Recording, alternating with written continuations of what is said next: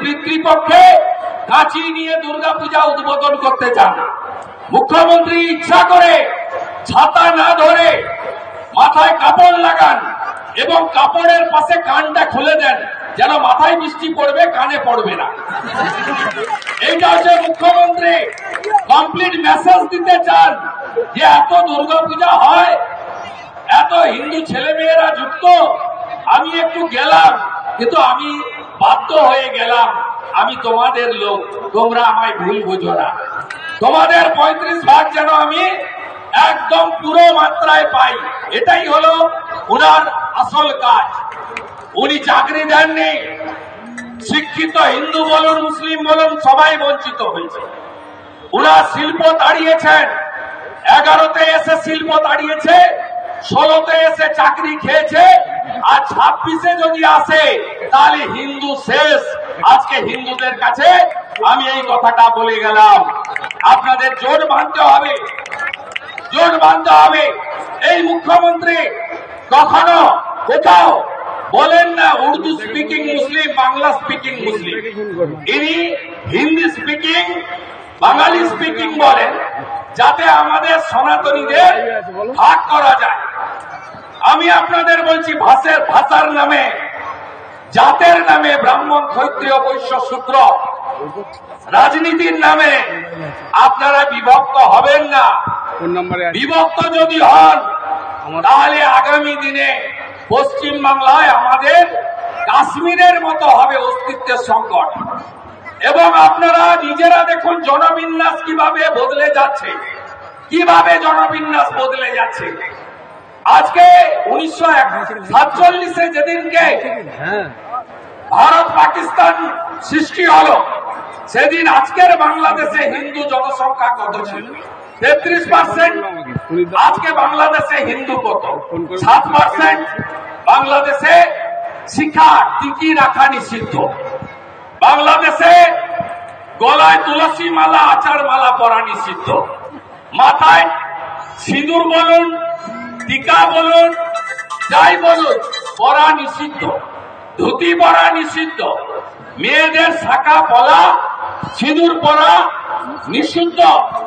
নাম এই দামোদর মাস, কার্তিক মাস চলছে, সর্বত্র হিন্দু পাড়াতে বৈষ্ণবরা তারা সকালবেলা খোল মৃদঙ্গ খঞ্জনি নিয়ে একদম প্রত্যুষে এবং সন্ধ্যাবেলা তারা নগর কীর্তন করছেন। বাংলাদেশে কোথাও আপনি করতে পারবেন না।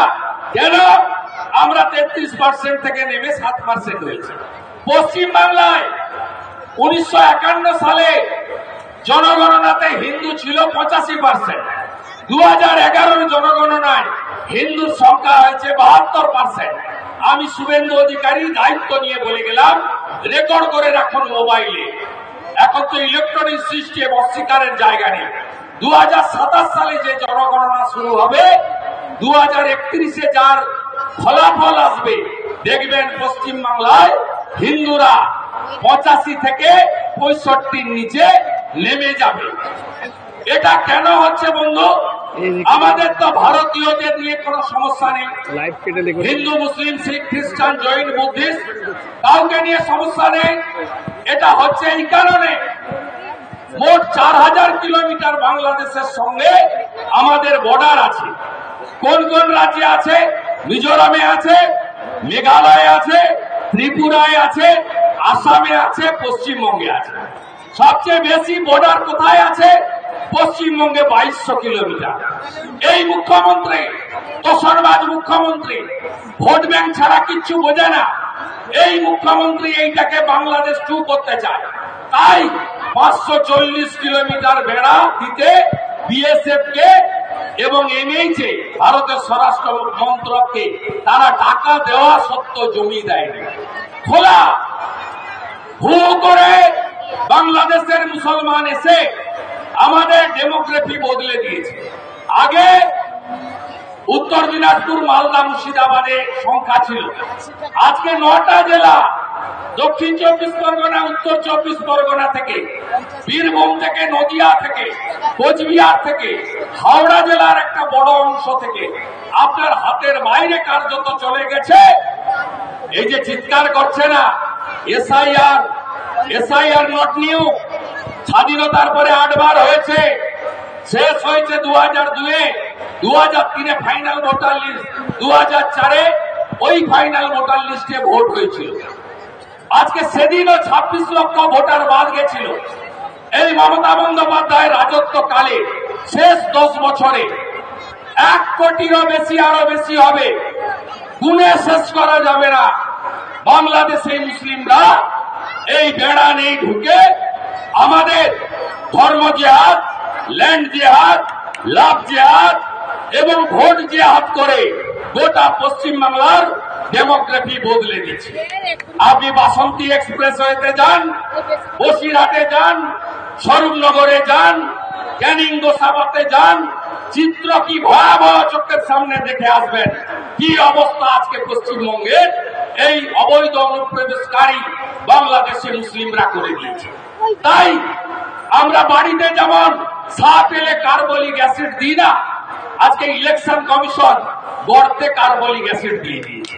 যেই কার্বলিক অ্যাসিড দিয়ে দিয়েছে সব সাপেরা বেরিয়ে পড়েছে সাপ, সব ভাগলবা পালাচ্ছে, সব ছুটে ছুটে পালাচ্ছে। আমি এর আগে যখন চিন্ময় কৃষ্ণ প্রভুকে গ্রেফতার করেছিল, আমি পেট্রোপল সীমান্তে অবরোধ রেখেছিলাম, 48 ঘন্টা টাইম দিয়েছিলাম, গোটা নিউ মার্কেট ফাঁকা হয়ে গেছিল, সব পালিয়েছে। আজকেও সকালবেলা বলেছি, আবারও বললাম, 5000 মানুষকে সামনে রেখে বললাম যে আর 24 ঘন্টা বাকি আছে, পালাও এখান থেকে। যদি না পালাও, আমার কথা নয়, অমিত শাহের কথা, স্বরাষ্ট্রমন্ত্রী কি বলেছেন তিনি পাটনাতে, বলেছে ডিটেক্ট মানে কি চিহ্নিত, তারপরে কি বলেছে ডিলিট মানে কি বাতিল, তারপরে কি বলেছে ডিপোর্ট মানে কি ব্যাক টু দি প্যাভিলিয়ন। যে রাস্তা দিয়ে এসেছেন বেড়া নেই, রাস্তা আপনি জানেন, মাত্র 94টাকে ধরেছে বিএসএফ, মাত্র 94। যে রাস্তা দিয়ে এসেছেন ওই রাস্তা দিয়ে কালকে ভোর হওয়ার আগে পালান। যদি না পালান, 4 তারিখ থেকে ফর্ম বিতরণ হবে, তারপরে ফর্মগুলো ফেরত আসবে, আপনাদের ফর্ম ফেরত আসবে না, আমরা জানি। আর ফর্ম ফেরত না এলেই 7ই ফেব্রুয়ারি ফাইনাল ভোটার লিস্টে আপনি নেই। খাওয়া তোমার দেখা নাই রে, তোমার দেখা নাই। আর 7ই ফেব্রুয়ারি ভোটার লিস্টে তুমি না থাকলে মমতার পুলিশ তোমাকে বাঁচাতে পারবে না, রাজীব কুমার বাঁচাতে পারবে না, প্রবীণ ত্রিপাঠী বাঁচাতে পারবে না, মনোজ বার্মা বাঁচাতে পারবে না। বিএসএফ ধরবে চুলের মুঠি আর নিয়ে গিয়ে সুন্দরবনে নামিয়ে দেবে। তাই ভারতবর্ষে পশ্চিমবঙ্গে কোন অবৈধ অনুপ্রবেশকারী বাংলাদেশি মুসলিম রোহিঙ্গা থাকবে না।